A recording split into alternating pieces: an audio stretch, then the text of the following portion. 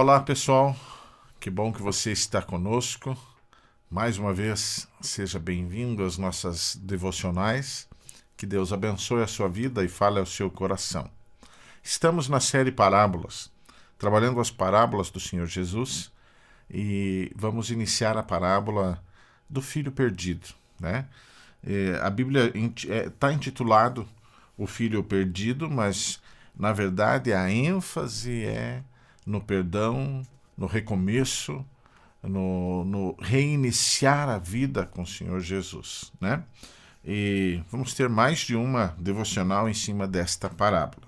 Eu gostaria de ler com vocês os versículos de 11 a 16 do capítulo 15 de Lucas, que é onde se encontra essa parábola que o Senhor Jesus contou aos seus discípulos, aos seus filhos, sobre o filho que foi embora de casa, né? E diz assim, Lucas 15, do versículo 11 ao 16, diz assim: Jesus continuou: Um homem tinha 2 filhos.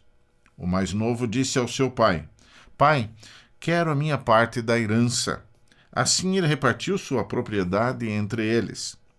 Não muito tempo depois, o filho mais novo reuniu tudo o que tinha e foi para uma região distante. E lá desperdiçou os seus bens vivendo irresponsavelmente. Depois de ter gasto tudo, houve uma grande fome em toda aquela região. E ele começou a passar necessidade. Por isso foi empregar-se com um dos cidadãos daquela região, que o mandou para o seu campo a fim de cuidar de porcos. Ele desejava encher o estômago com as vagens de alfarrobeira que os porcos comiam, mas ninguém lhe dava nada. Queridos, vejam esta situação, essa parábola tem muito a nos ensinar, é muito rica, existem alguns livros escritos em cima dessa parábola, tamanha riqueza que ela tem, e também benefício e ensinamento para o nosso dia a dia com Deus. Primeiro, esse rapaz pede para o pai repartir a sua herança, mas a herança nós recebemos quando o pai vai embora, quando o pai vai morar com Deus, quando o pai morre, quando a mãe morre.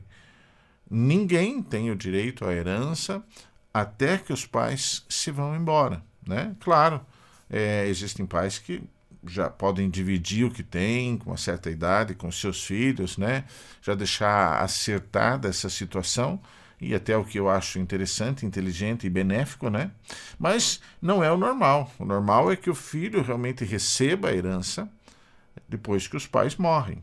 E esse filho ainda com os pais vivos e bem vivos, né? Então ele disse: pai, dá a minha parte, a parte que me cabe. E na verdade ele não tinha parte ali. Mas enfim, o pai, com um coração tão bondoso, divide os bens e entrega ao filho aquilo que caberia a esse filho, o que ele estava requerendo. E é interessante, né, que a palavra de Deus ainda fala do filho mais novo, porque para o judeu, o filho mais velho tinha sua prioridade, né, o primogênito, né? Para nós hoje, todos têm o mesmo valor, todos são iguais. Mas na época, o primogênito tinha um valor diferenciado. E ainda aqui a palavra de Deus fala que é o mais novo, aquele que tinha menos direito, faz a reclamação dos seus bens, daquilo que pertencia a ele, com certeza já com segundas intenções, né? E ele então pega e diz a palavra de Deus que depois de pouco tempo, né, ele acaba pegando o que pertencia a ele, né, arrecadando o que pertencia a ele, talvez vendeu, talvez fez virar dinheiro, aquilo que o pai tinha dado, e vai embora da casa do pai. E abandona a casa do pai, né? Sabe que eu vejo aí algumas atitudes inconsequentes. E muitas vezes nós temos atitudes inconsequentes. A atitude inconsequente é aquela que você faz sem visualizar o que vai acontecer depois. Sem visualizar a consequência disso. A atitude inconsequente pode nos trazer danos e situações muito complicadas na nossa vida. Nós sempre temos que analisar o que vai acontecer conforme a atitude que eu tomo. Então, claro que tem situações que nós fazemos escolhas na nossa vida que não vão trazer grandes consequências. Você vai comprar uma blusa e você escolher entre uma cor e outra, né? E tal. Esse tipo de coisa talvez não traga tanta consequência para você. Agora, tem atitudes, tem decisões que nós tomamos que podem trazer sérias consequências na nossa vida. E podem trazer situações que podem ser até complicadas, né? E aí a gente vê que ele não mede consequências. E normalmente quem não mede consequências é uma pessoa com falta de senso, de sensibilidade, falta de sabedoria, né? Porque eu faço mesmo, porque eu falo mesmo, né? Se não está certo as coisas, eu reclamo, né? E eu sempre digo, às vezes as pessoas chamam isso de jeitão italiano, jeitão alemão, jeitão, sei lá, de qual descendência. Eu chamo isso de falta de educação, né? Às vezes as pessoas dizem assim, eu sou descendente de italiano, né? E já ouvi muita gente dizer, não, meu sangue italiano é sangue quente, né? Eu falo na cara mesmo da pessoa. Isso não tem a ver com sangue, tem a ver com a educação da pessoa. Você falar na cara, as coisas não são assim. Seja atencioso, fale com carinho, né? Fale com educação. Existem maneiras de você falar a verdade para as pessoas que não ofendem. E existem maneiras que elas ficam extremamente ofendidas. Então cuide com a maneira que você fala, que você expõe a tua ideia, os teus pensamentos, as tuas decisões, né? Porque não é o nosso tipo, a nossa descendência sanguínea que vai definir o nosso caráter e a maneira de tratar as pessoas. Mas enfim, esse rapaz então pede para ir embora e diz a palavra de Deus que ele consome muito rápido o que o pai lhe concedeu. E ele vai para longe da sua casa, para um outro país, para um local mais distante e consome rapidamente tudo que tinha. Por quê? Porque os bens materiais, porque o dinheiro é muito fácil de se consumir, é muito fácil de gastar. Então, claro, se você vender um carro, um terreno, ou vender alguma coisa, você tem que cuidar daquele dinheiro, ou fazer um investimento para que ele não se acabe rapidamente.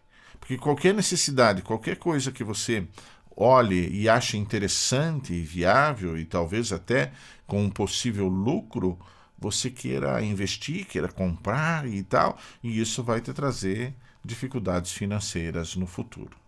E outra coisa que me chama a atenção, no versículo 16, fala que ele tinha vontade de se alimentar da comida dos porcos. Mas ninguém lhe dava nada. Por que será que ninguém lhe dava nada? Ali também tem a ver com que não sobrava da comida dos porcos em si, e as próprias pessoas que o conheciam não lhe davam o que ele precisava para comer. Por que a palavra de Deus diz que ninguém lhe dava nada? Porque quando nós estamos afastados da casa de Deus, é bem provável que a gente não ganhe nada. O aparente ganho é muito passageiro, é muito irreal e é algo que realmente não vale a pena. Então, quando nós estamos longe da presença do Pai, longe da casa do Pai, é muito provável que ninguém nos dê nada. Por quê? Porque o mundo não tem nada para nos dar. Não tem nada de valor, não tem nada que satisfaça a nossa alma, que satisfaça a nossa intimidade espiritual com Deus. Por isso que não tem como ganharmos alguma coisa quando estamos longe da casa de Deus. Então nós precisamos estar na casa do Pai para termos o alimento. Nós precisamos estar na casa do Pai para sermos satisfeitos. E é por isso que aquelas pessoas que se afastam do caminho de Deus, se afastam da igreja, vivem insatisfeitas, procurando uma coisa aqui e ali, procurando se satisfazer, procurando o que fazer, com necessidade de se satisfazer com alguma coisa. Por quê? Porque o mundo não nos dá nada. E é claro, quando a gente fala assim, soa até de maneira hipócrita, né? O mundo não tem nada para nos oferecer, como eu já ouvi muita gente falar. No sentido espiritual, isso é a mais pura verdade, né? Claro que no sentido físico, o mundo pode nos dar algumas coisas que geram prazer momentâneo e que podem até nos fazer pensar em relação a decidirmos entre fazer ou não fazer, decidirmos entre aquele pecado ou não, porque faz bem ao nosso corpo, né? Ao nosso bem-estar naquele momento. Mas a palavra de Deus também diz que a tendência As coisas do mundo nos levam à morte. E a tendência às coisas do Espírito tem um caminho de vida e paz. Então a nossa tendência precisa ser para as coisas de Deus. A nossa tendência precisa ser para a palavra de Deus.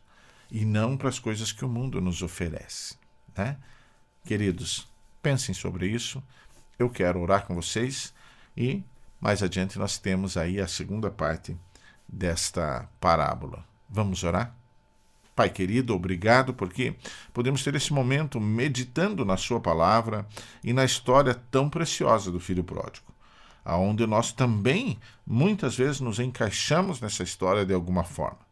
Esteja abençoando a todos que nos ouvem, a todos que nos acompanham, Senhor Jesus, e que nós possamos estar apegados a Ti, a Tua casa, ao Teu querer e à Tua vontade. Abençoa a cada um que nos acompanha nessas devocionais. Em Teu nome que eu oro. Amém.